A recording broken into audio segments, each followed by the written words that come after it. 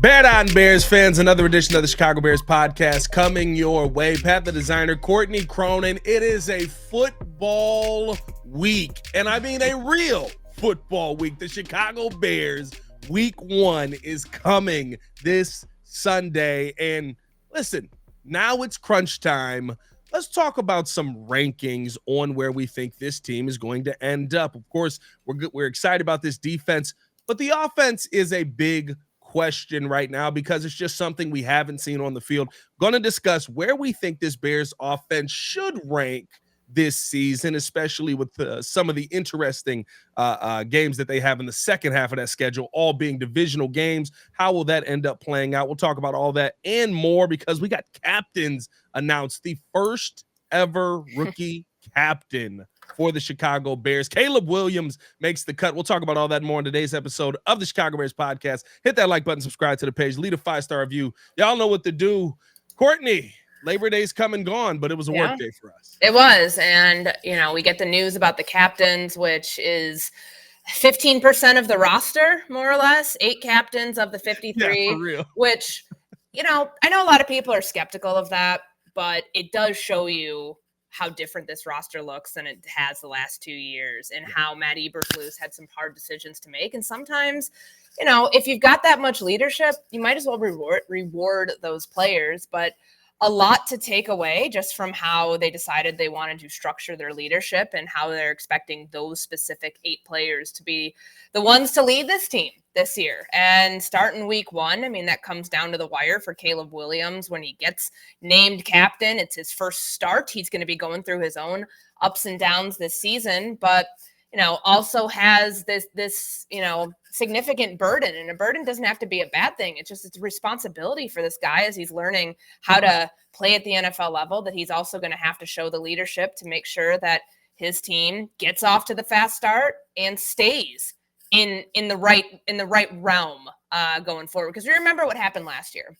Yeah. And the Bears, that has been a talking point for the last couple of weeks, really, since the start of training camp. How do you prevent against the letdown that this team had against the Green Bay Packers last year? Because I know that some people want to forget about it, but there was a lot of hype around the Bears last year.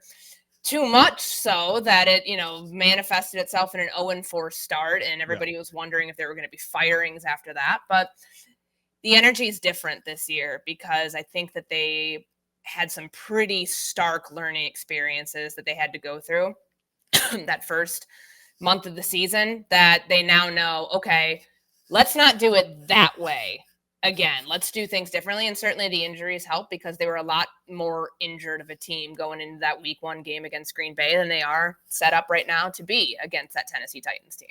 No, and I love the fact that you bring up last season, right? Because I'll say this, I don't feel like the energy around the mindset that the team has changed, right? But I think that Flus has changed how he's channeled that energy. And I think that's been one of the things that is very exciting heading into this Titans game. Because remember last season, we're all sitting there at practice just going all right, guys, it doesn't look great.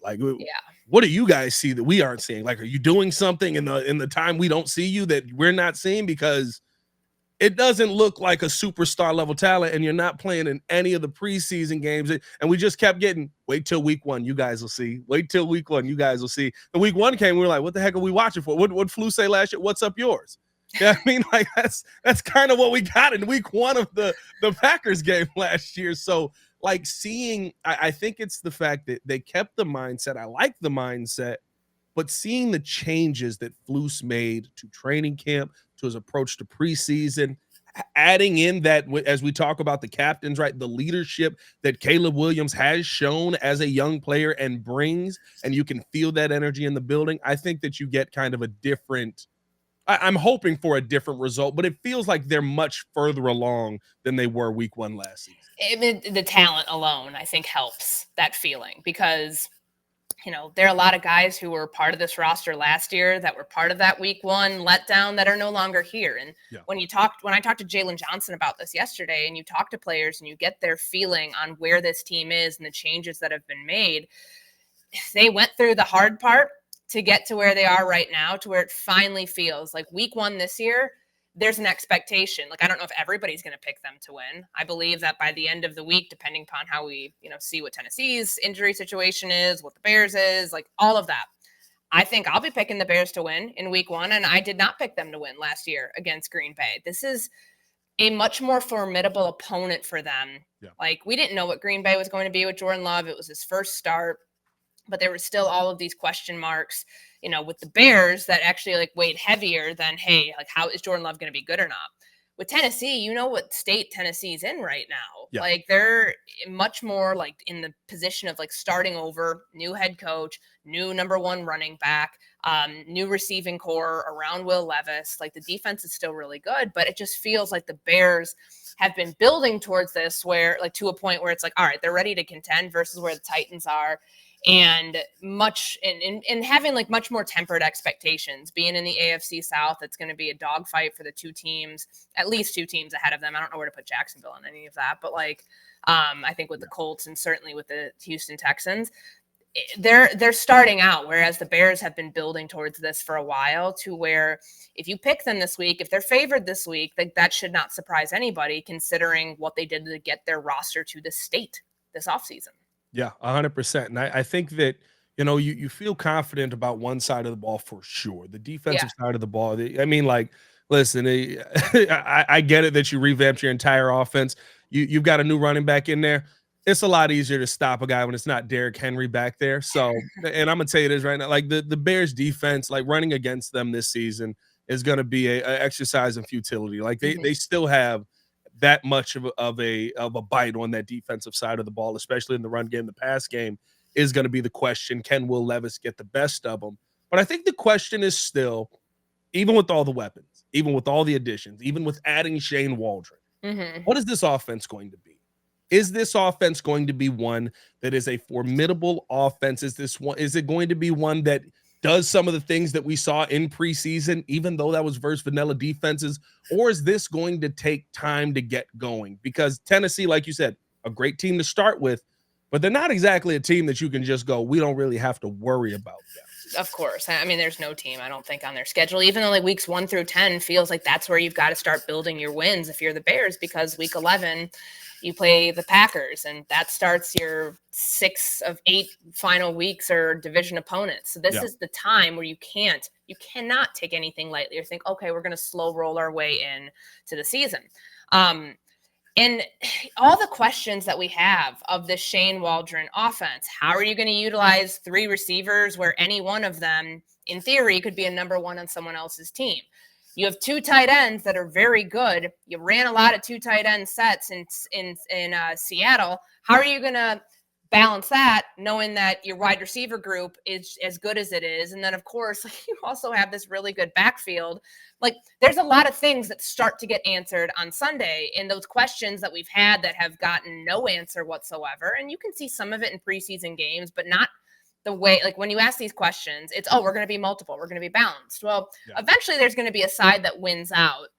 And my question, since the time that we found out Rome Odunze was coming here, after knowing what this receiving core is can the Bears actually be a pass-first offense? Like, when have we ever had the thought that a Chicago Bears-led offense could actually be a prolific passing unit when it ranked 27th last year? And not even just using last year as an example.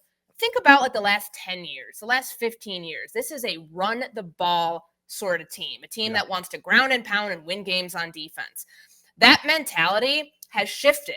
Everything for the last 2 years has shifted to the offense. So now we get to see, starting out this Sunday against the Titans, how are they using this passing game to set up everything else to where it's not the last resort in a lot of ways to get the ball down the field, that they trust that the passing game is strong enough to beat the secondary of the Tennessee Titans, that Caleb Williams can find windows, find his receivers, get his guys involved, and they can throw out a ton of different personnel groupings, be very multiple in their looks, and still attack a team to where it's more of a high octane approach than it is this conservative, okay, we're going to pass when we need to on the early downs, we're going to be looking to run the ball. Like, that made them so predictable the last few years. Yeah. If the passing game can be what it's been chalked up to be, that makes them a much more dangerous team than they have been offensively in a very long time. And I think what's going to be interesting this season is the utilization of the running back. Is it going to be used as a running back, or are you going to use DeAndre Swift as kind of that, right? The short passing game is basically your run plays, the screen passes, the little flips over the to the edge, right? Like the small passes, the short passes. Are they going to use those more for DeAndre Swift, who is probably fine doing that because Yeah. it's something that he's been good at, but also, right, are you going to utilize more of that running back room with Khalil Herbert, who's still, as much as people are like they're going to get rid of Khalil Herbert, he's still a part of this team. It doesn't seem like they're ready to move on from him. No. And Roschon Johnson's hurt. So, like, I mean, that's something that we saw at practice, like very light practice on Monday. Roschon was on a bike. Yeah. Kind of bringing this back full circle to, like, we thought in the offseason, okay, going into training camp, time's ticking for Khalil Herbert, because if Roschon Johnson was ready to go and if he was ready to assume that RB2 role, you probably have a nice asset to either field as as trade bait in Khalil Herbert, or somebody that you'd be okay moving on from. That's not the way it played out. It played out to where he got a ton of run. Khalil Herbert got a ton of run in the preseason and is RB2 until he's not, behind DeAndre Swift. But how?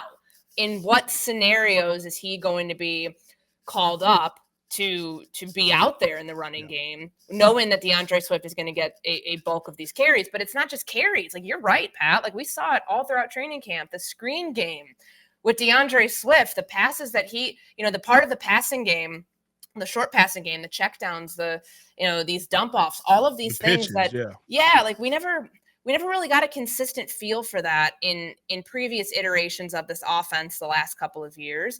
And that's what DeAndre Swift is so good at. And it's an element that just Philly chose, for whatever reason, not to use him with as much. Now I think that's going to honestly be a pretty big weapon for them to move the ball, because they want to get to the edges, and he's shown that he can. He had as good of a camp as anybody did offensively.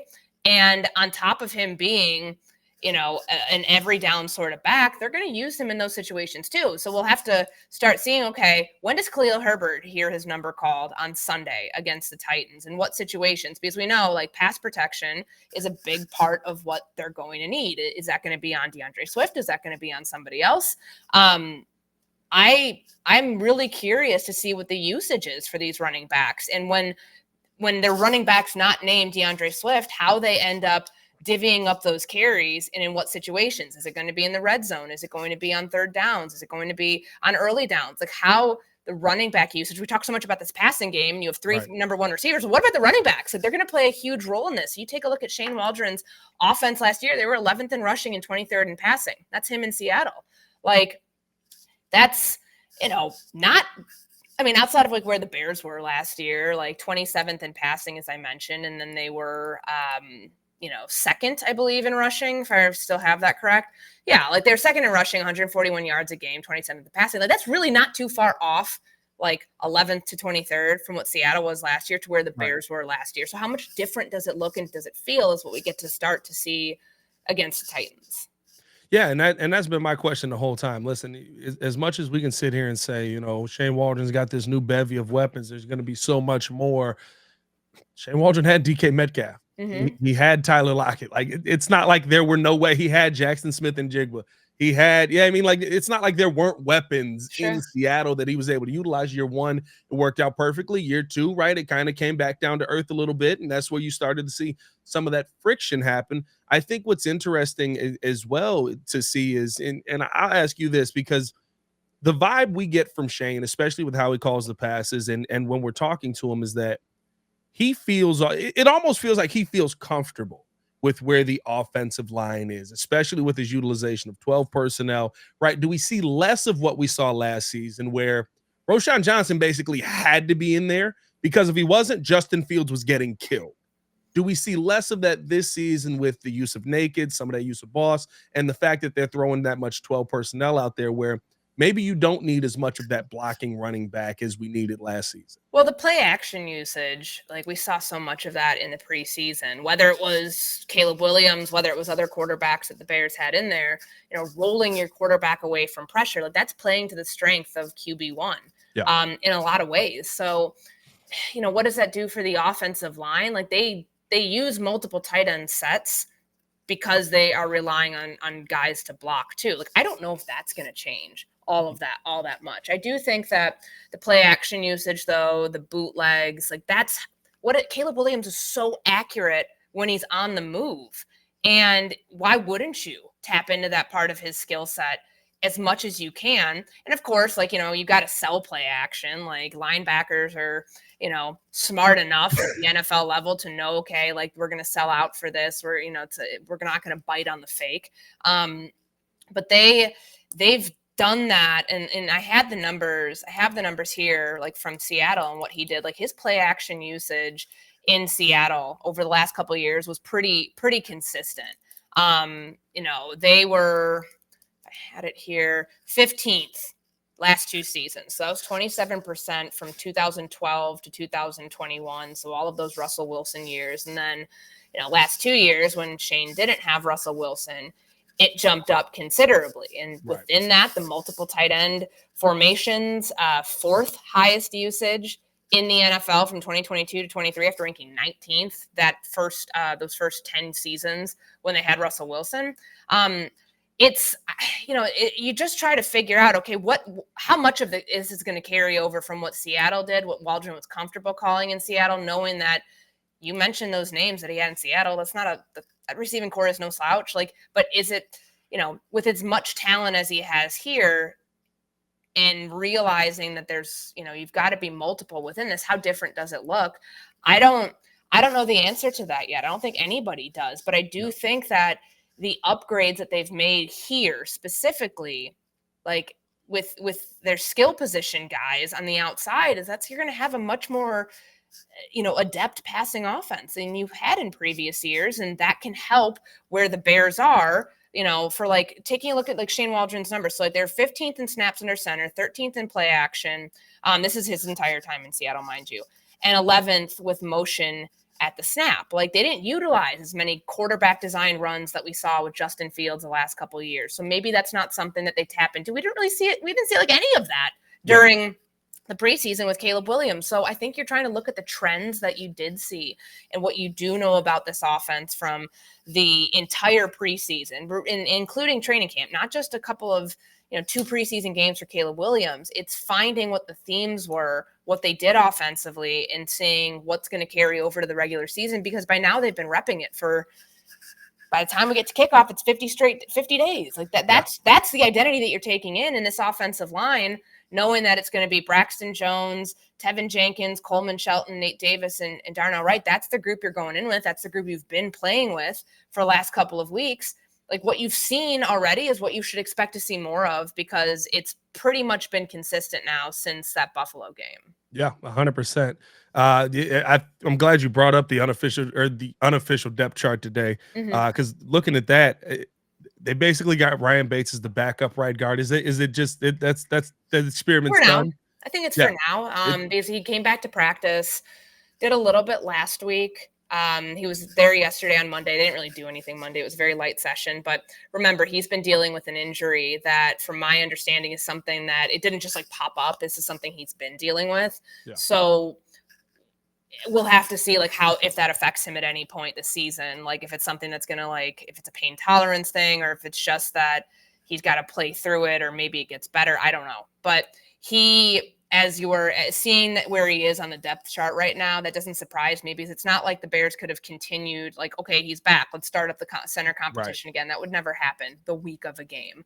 But it's good depth to have, knowing that he can play multiple positions on the interior, and that if that doesn't mean he's going to stick there though. Like there's a very good chance that, hey, if things don't go according to how they hope this offensive line is going to look, they can make changes in season. I've seen players before get surpassed on the depth chart in the middle of the year. We've seen players bench. We saw it last year at the center position with Cody Whitehair. Yeah. They hope for their sake that they don't have to deal with that. But that's always a door that they're going to leave open to get Ryan Bates into the lineup. And hell, even Karan Amagaji at some point, he's your swing tackle. Like, when he's ready to go, he will be the swing tackle. I'm not saying that I expect him to compete for the left tackle spot this year, but the more reps he's getting in practice during the week, which is hard when you're not a starter, But the Bears are going to have a chance to watch those players behind the scenes. And if they feel that they can make a move to best suit this offense by changing who's in the starting lineup, they will.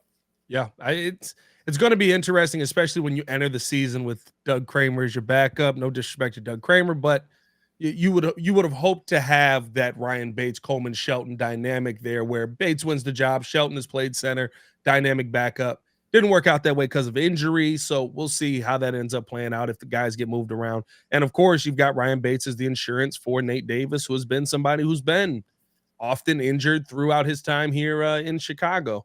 Let's put a bow on the offensive conversation with this. The top 10 last year offenses, Courtney, were San Francisco, Baltimore, Miami, Dallas, Detroit, Buffalo, Philly, Los Angeles, New Orleans, and Cleveland. Their points per game basically range from 28.4 for San Fran to 22.1 for Cleveland.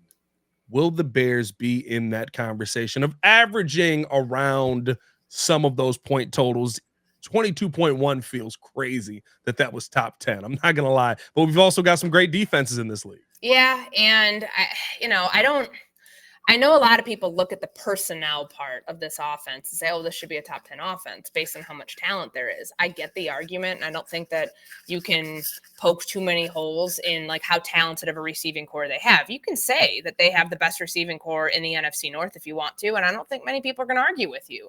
You can look at some of the other ones in the NFL and say, okay, maybe they're like top 5, top 6 with DJ Moore, Keenan Allen, and Rome Odunze. But it's still, I think it's too early just to be able to like say without question that they're going to be a top 10 offense, because we don't know what Caleb Williams is going to look like truly just yet. Like his sack percentage is something that I know I've seen some people project that it might be a little higher than usual early on in the season, which could elicit some panic on the offensive line. Yeah. Some of that could be on him, not saying it's a similar case to what we saw from Justin Fields last year, but he was averaging one of the longer times to throw during the preseason. It wasn't just because the line was blocking great and he had all the time in the world to throw back there. I think that some of that's on Caleb holding onto the ball too long.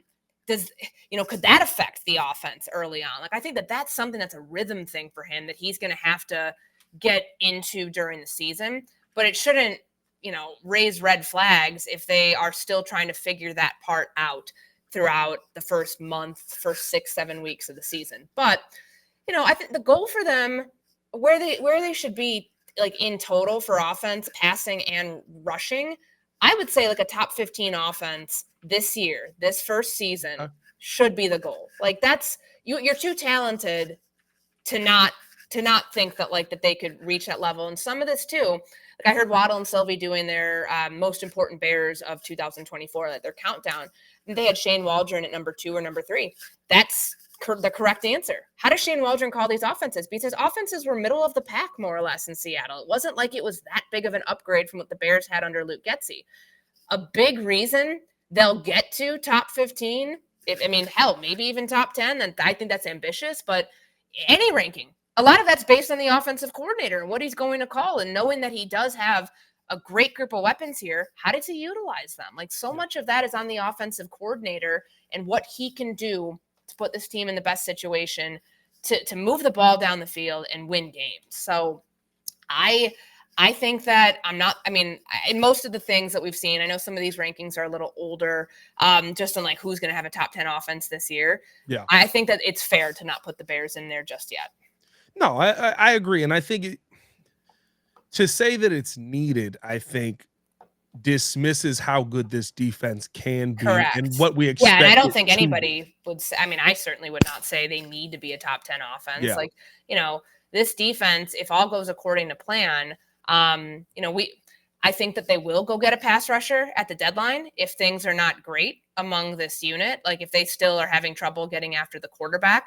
But they made 2 nice depth additions via trades with Darrell Taylor and Chris Williams. They are still probably pretty thin at defensive tackle, something that, we'll see if Zach Pickens is able to get out there. I didn't see him yesterday at practice. I could have missed him, but I did not see him initially. There's still questions there that, are we going to see a big enough change to say, okay, this is a top 5 defense? Because I'm still adamant that I will not put them in top 5 defensive category until I see those sack percentages go up, the pressures go up, the quarterback hits, not just the sack numbers alone, but everything else that pressures quarterbacks. But if you have a defense that's that good, that's the reason everybody talks about Caleb Williams being in one of the best situations ever. It's not all on him. He doesn't have to go out there and throw 4 touchdowns a game for this team to win and have, the weight of this team, wins or losses, all fall on him. This defense should have a really strong outing. Again, they're much more experienced than the quarterbacks they're going to face the first couple weeks of the season. Teams, I don't really expect Tennessee or Houston to regress all that much this season, but there's tape now on CJ Stroud. Teams have had a whole year to learn about the quarterback down for the Houston Texans, a team that the Bears play week 2, and to game plan for him and to scheme against what Bobby Slowick is calling. The Bears have a unit that has an all-pro, second-team all-pro cornerback. The strength of that defense is the secondary.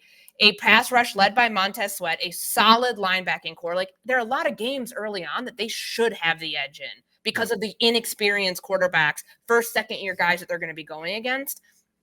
And that should have everybody in Chicago on this team feeling like, okay, if Caleb gets off to a rough start, if it doesn't look great throughout 4 quarters, you can still lean on your defense to help you through these games. And not just like, oh, well, that's the last resort, but like that is still a strength of your team that you want to be able to boast. You just hope that the offense isn't like the reason that you don't win in spite of the offense. Like that's what it was the last couple of years. You want to win because of the offense too, but there might be times where you're going to have to win because of your defense, and that is an okay place to be in. Yeah, and it's to me what excites me the most about the position that Caleb Williams is coming into, because I said this before. People talk about the bumps in the road. I think I said this on the post-game show. People were calling in talking about, oh, there's going to be bumps in the road. It doesn't have to be major bumps, right? This doesn't have to be driving through the South Side. It can be you had a bump. It was a bad game. CJ Stroud I think he had a 3-interception game in like week 4 last season or week 5 last season. It was like, oh, there it is. There's the struggle. We really didn't see him struggle after that. Yeah. Like that was the one bump that he had in the road. And then all of a sudden they're in the playoffs. They're a dominant team. They're figuring things out that nobody expected them to figure out. I think that having high expectations on this team is okay. Understanding that you have to have some that are measured, but like even the numbers on, maybe Caleb takes more sacks. I saw that because of holding on to the football too long. It depends on what he's doing with the ball. Yeah, I watch Pat Mahomes hold on to the football a lot. I watch Josh Allen, Lamar Jackson, right? But then when they make a play, we don't bring up that, well, they hold on to the football too much with guys like that. So if Caleb is able to go out there and make plays, and I love how Ryan Poles said it, lean on the team. You don't got to make the 50-yard pass down the field. I've watched you flip the ball to DJ Moore, and he can take it 60 yards. Like leaning on your skill is huge, and it's not just lip service.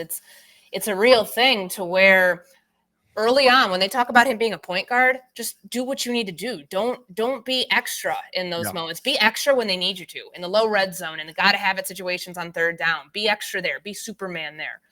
Not every play has to be Superman. Not every play has to be, okay, Caleb Williams, do or die. Like sometimes it's just a quick dump off to your running back, which is why they went out and got DeAndre Swift. Like just using that as an example. Like 100%. You have a lot of talent around you. Let the Bears get their return on investment too. They paid a lot of money for these people. Let the quarterback distribute, because sometimes being a game manager, I know that that word is such a weird connotation to it. Like there are moments where Patrick Mahomes is managing the game. There are moments where Josh Allen, the quarterbacks you brought up, because that's what's required of them, that you don't have to be A+ all the time in terms of the flash. Because sometimes A+ is, hey, he had the right read there. It's quick pass. He got it off to, he went through his progressions and he got it to where it needed to be. And lo and behold, they moved the ball. But that's what it is. Yeah. No, 100%. I think that you brought up Pat Mahomes, like last season was a lot of Pat Mahomes managing, because he's like, oh, these guys aren't Tyreek Hill. Travis is getting old. I don't care how many times Taylor shows up. He is trying to figure this out just like we all are. So you have to have those moments, and that's okay. And listen, DeAndre Swift better catch a lot of passes for $7 million. I'm not going to bring up no running back conversation on them, but you better catch a lot of passes for $7 million, and I need 1,000 yards out of you rushing. Before we get out of here, Courtney, let's talk about the captains. Appreciate you guys for tuning in, showing love. Hit the like button, subscribe to the page, leave a 5-star review. Y'all know what to do. Were there any surprises on the captains list? We get our first rookie captain ever in Caleb Mhm. Williams. And this is voted on not just by the staff, but also by the players as well. I know a lot of people were a little bit surprised not to see Montez Sweat's name on there. Were there any surprises for you on the captain's name? I wouldn't say surprises because you can look at like the 8 that they have on there and make a case for all of them. I mean, you have one of the youngest players on the team in Caleb Williams, who very quickly and very authentically bought this team, bought this, what is it? Win everybody over. So they bought everybody over. No, he's won everybody over. Like, Yes. and that's, there are a lot of people wondering, oh man, Justin Fields is gone. How is he going to do it? Is there going to be some sort of mutiny in the locker room? Like, no.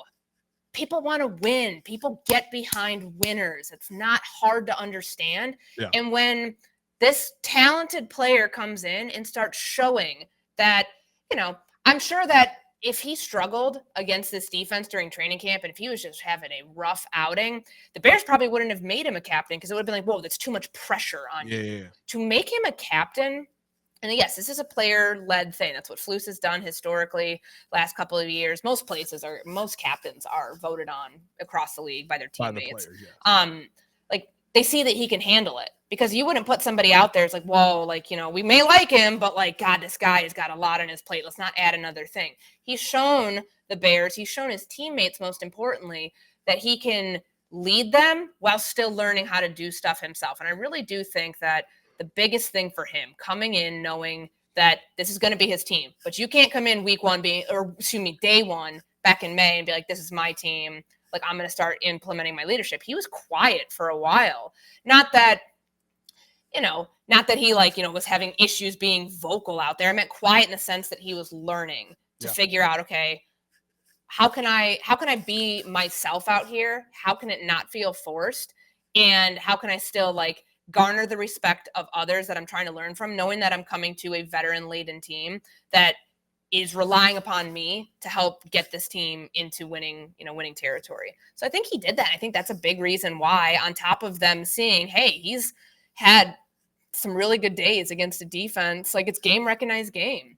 Like that's a big part of why a 22-year-old rookie quarterback was named your captain this year. And then Mercedes Lewis, it's like one end of the spectrum to the other. You have a 40-year-old who, Mercedes has done, he's been the eyes and the ears for Matt Eberflus in a lot of ways of letting Flus know, kind of taking him into parts of the locker room, parts of the team that the coaches don't get to see, and just being able to gauge, hey, where are things? Are there things I'm not seeing? Are there issues that I need to be aware of? What's the pulse on how people are feeling after losses? And having been here through that last year, he's garnered the respect of his teammates, of this coaching staff, of this front office. He's a vital piece of this. It's not just, let's name 8 guys captains because we have 8 nice guys. There's more than that on the team, but I think there's different sorts of leadership. So you have Mercedes, who's seen everything, Caleb, who's seen nothing. Tremaine Edmonds, a guy who won in Buffalo, was part of a lot of AFC East title teams, somebody who knows what it takes to win. Same thing with TJ Edwards. He went to a Super Bowl 2 years ago. Having guys like that lead your team, true winners. There's winners like Jalen Johnson who have been on teams that have never won anything, but somebody who is so immensely talented that it's get guys to follow him, to lead, to take his lead. That's the example he's setting. Then you have guys who have been part of culture, who are culture builders, that have been on teams that have won. Striking the balance. I think they honestly have a perfect conglomerate of 8 players with a variety of experiences that help kind of check every single box of leadership that you would want this team to have, whether it's from a talent perspective to a lead by example perspective. That's DJ Moore. DJ Moore isn't going to be the rah-rah guy going out there hyping up the team the way that a Tremaine Edmonds might. Tremaine's a very vocal leader. You have different styles of leadership, and the way that Flus is doing this, going from 4 season-long captains to 8, is allowing just there to be somebody for everybody on this team, if that makes sense. No, yeah, 100%. And I thought even, the addition of a guy like Kevin Byard, who not even a part of this team last year, getting to know everybody, kind of figuring it out. But the entire time, he's been somebody who's acclimated himself in. When we saw Jaquan go out and you're getting Elijah Hicks in there, he's always talking to Elijah Hicks. This is what you need to do. This is how you need to attack this. Always working with the young guys. When you have that mix in there at that, as your captains at those leadership positions. I think that it is, like you said, right? There's somebody for everyone to go to. And to me, that's what makes this team, in my mind, that's what gives them the opportunity to be special. I'm not going to I say that's agree. special yet, but it's what gives them the opportunity to be special. And it's how they've been put together, where you've got these guys from different walks, but all of the walks are successful. Outside of Jalen Johnson, who's been here and he's seen it, but like, everybody else has been in successful situations and knows how to get the best out of those situations, and has been a major reason why those situations were successful. Tremaine Edmonds was one of the main linebackers in Buffalo, right? And TJ Edwards, right? Like when you look at Kevin Byard in Tennessee, like you look at these guys in the spots that they came from, and yeah, maybe they had some struggles. Like last year, Byard had some struggles. I think that was probably more the team that he ended up getting shipped to, but when you see that dynamic of like, this is what it took for us to be successful, let me bring that here, and you're mixing those worlds, I think that that's the perfect mix of everything. And then the thing about Caleb, to me, having him a part of this is there are like leadership meetings. So like all of these captains are going to be meeting together. Caleb's getting to learn from all these different worlds at once. That to me is exciting for this Bears. And it's a small sample size, but being a franchise quarterback in the NFL means that you are not just like the guy on the field, but you're the guy everywhere else. It's visibility. It's how you speak publicly. It's being the player that they can defer to as like, okay, he's the representation of us. They learn that very quickly in less than 5 months of him being here.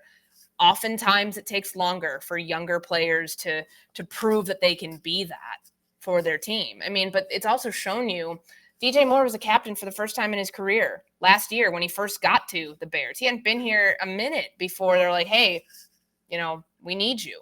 Same thing with Tremaine Edmonds. He was a captain last year, first-year player. Like there are guys who have been the building blocks of this team that the Bears have said, hey, we're going to build around you. Cole Kmet, a captain for that reason. Jalen Johnson, a captain for that reason. And then there's others who from the jump, they're like, all right, we see something here. We appreciate and are going to prioritize what you bring to the table as a leader for everybody else to get behind. And they set the precedent that way, which I think is, so far, it's worked in their favor. Yeah, we got a lot of excitement. I love the fact that we got the Capitals. We're doing away with possibly. Flus really didn't give an answer on the revolving. I feel like that's not going to be a thing anymore, because how can you have? First off, there's 8 captains. So there's not going to be 8 guys going out for coin toss. So maybe they like switch it up 4 and 4 every week. Yeah. Or maybe they do offense, defense. But I went back and looked because I was trying to figure out, was this the first captain ever? So first rookie captain ever that they've had. Like the first time they started documenting this based on all of the media guide scouring I did was 2007. They introduced weekly captains in 14, and then there was a stretch from 18 to 21 where they did it too. It's, Flus had done it the last couple of years. I just feel like that's probably something that won't happen, the honorary captain thing. And that's fine. You have 8 captains that, can't make everybody a captain. I'm sure the fact that he was like, I don't know. They have game balls. They can go ahead and give those out instead of the captain stuff to honor certain players based on specific performances in individual weeks. I just love that it was like the only thing was like, oh, we'll see. I haven't thought about it. It was like, really? This is the one thing you didn't think. You named 8 captains. You didn't think about this at all. But no, I think that the Bears are in a good spot. They got good leadership on this team. Now it's time to put up or shut up. We got a few more days till football is back. My fantasy football lineups are set. I am in 3 leagues, and I have a lot of waiver wire scouring to do still. I've already made a couple of drops, which it was late round picks. It was tough. But I'm excited for football season to be back, ladies and gentlemen. For Courtney Cronin, it's your boy Pat the Designer. We'll have you covered here every single day on the Chicago Bears podcast. Hit that like button, subscribe to the page, leave a 5-star review. Y'all know what to do. Y'all stay safe out there, Chicago. Bear down. One love.